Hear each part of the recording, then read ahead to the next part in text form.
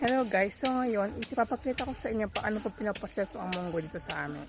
So, pagkatapos mong aningin yung munggo sa bukid, ang kailangan mong gawin is ipilad ito ng sabihin mo 3 hanggang 5 oras sa initan ng araw hanggang siya matuyo. And then, kailangan mo siyang pukpukin para madurog. Like this. Ayan, so ating pukpukin yung munggo hanggang siya ay mapino hanggang sa pwede na siyang tahipan. So, muna tayo ng munggo. Ang laki ng pumupukpok. Tatalsik, huwag masyadong malakas. Tatalsik yung mga buto.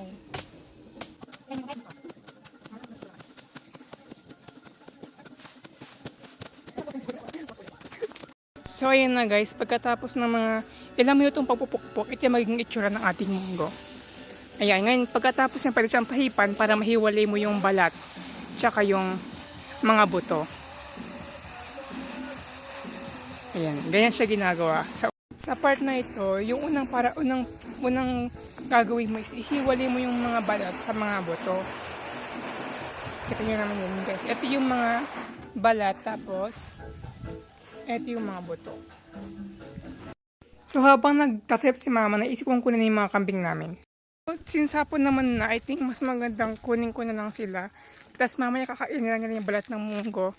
So samahan niya ako sa initan para kunin yung mga kambing. So ayan na guys. Ito sa gitna ng kainitan. Para kunin yung mga kambing.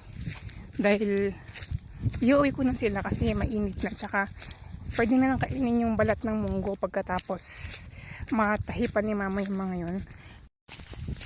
Ayan na sila.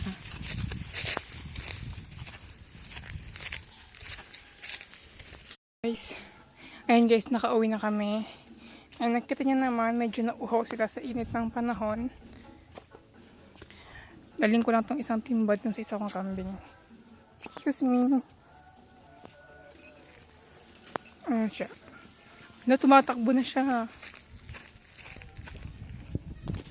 Water. Ayan. Uwinom sila ng tubig.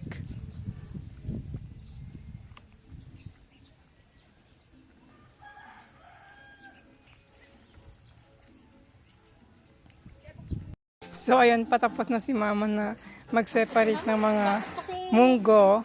Pagkatapos yung tatahipan niya na, and then yung buto pwede nang ibenta.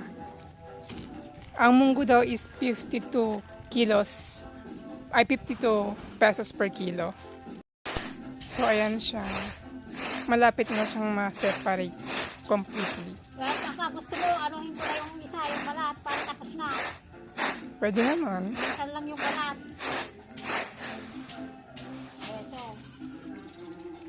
Ito yung sa buto. Pakita natin guys kung paano ginagawin sa buto. Alis ka dyan. Ayan. Dapat iniiwasan yung mga white na yun kasi medyo makati yung mga yun.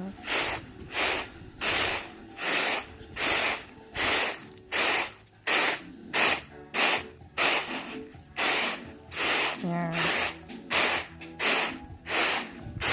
Ganun lang po yung ginagawa namin kapag nag-aani kami ng munggo dito. Yun ang mga primary steps na ginagawa. Pagkatapos mong mag-harvest galing sa bukid, ibibilit mo siya ng 3 to 5 hours, depende sa availability mo.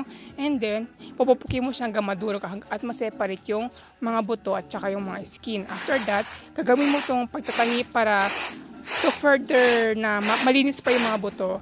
Tapos pagkatapos, pwede mo siya ibenta.